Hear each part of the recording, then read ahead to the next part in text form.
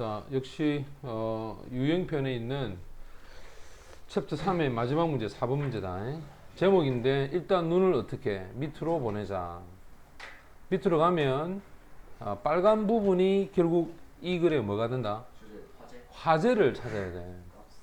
자, 제목 문제에서는 이렇게 화제가 좀 일괄되게 나오지 않는다.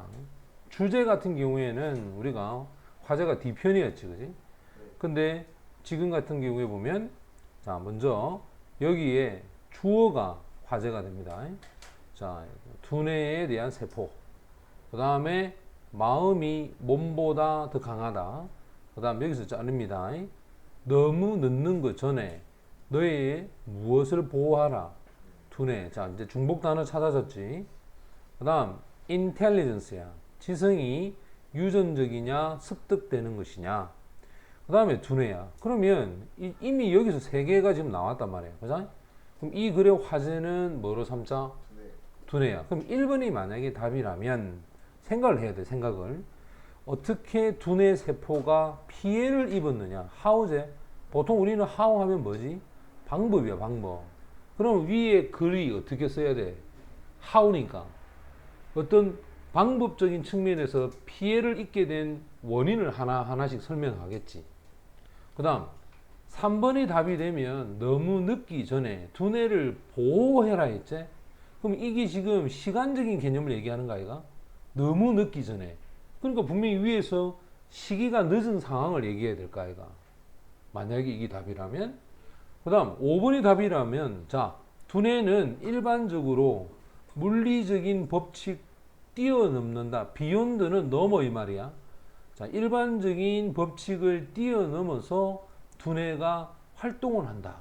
그러면 이거는 두뇌의 어떤 활동 영역을 얘기해야 돼. 무슨 말이 되냐? 두뇌 활동 영역이 우리가 생각하는 물리적인 법칙을 뭐하고 있다? 뛰어넘는 거야.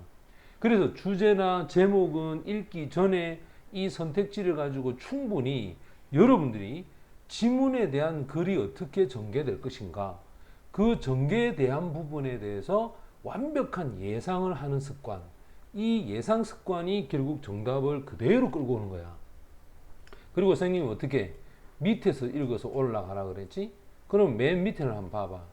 분명히 일반적인 법칙이야. 이게 모든 것에 적용이 된다. 그럼 분명히 법칙에 관련된 이야기는 이렇게 가겠네.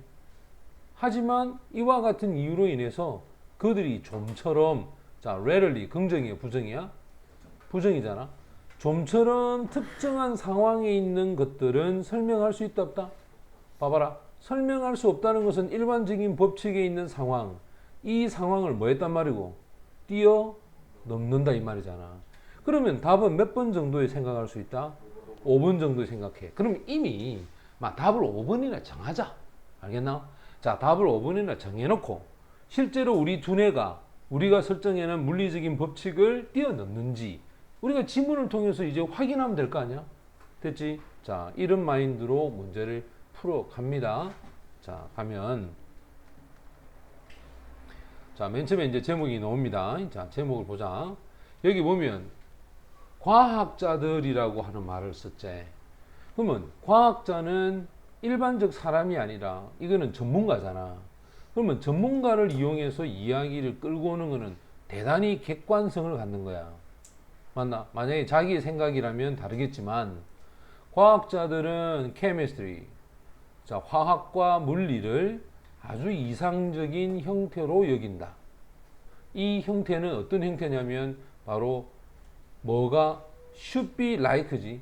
이때는 what하고 like를 연결시켜야 돼. what하고 like가 연결이 되면 해석이 어떻게 된다? how의 뜻이야. 어떻게 해서 뭐가 심리학이 이루어져야 하느냐. 자, 심리학을 이야기할 때 뭐와 무엇을 여기고 있단 말이야? 화학과 뭐? 물리학. 그렇다면 심리학이 화학하고 물리학에 영향을 받는다는 얘기잖아. 됐니? 여기서 결국은 두뇌 속에 있는, 자, 두뇌 속에 있는 원자들이 뭐가 되기 쉽다? be subject to는 뭐뭐가 지배를 받기 쉽다. 뭐가 뭐냐? 똑같은 all inclusive 하면 내포적인, 포괄적인 물리적 법칙, 이 법칙을 받기가 쉽다 이 말이야. 자, 그러면 이 물리적 법칙은 뭐냐? 자, 이게 동사고 이게 주격 관계대명사다. 자, 이것은 관장을 한다. 모든 물질에 있어서의 다른 형태를 그것을 지배하고 있는 물리적 법칙에 우리 두뇌에 있는 세포도 영향을 받는다 이 말이야. 그럴 때 우리는 또한 설명할 수가 있다. 우리 두뇌가, 자, 이거 의문사야. 그 다음 주어고 이게 동사제. 우리 두뇌가 실제로 하는 것, 맞지? 그것도 어떤 관점에서 이러한 똑같은 기본적인 principle 하면 원칙이야.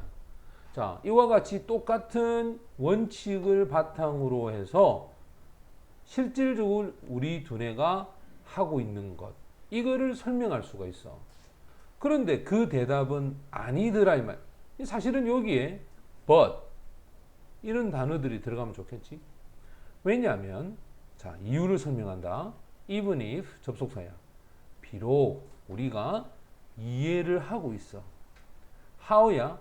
어떻게 해서 우리 두뇌에 대한 수 빌리언, 10억 개에 해당하는 세포가 작용을 따로따로 분리적으로 작용을 하고 있어.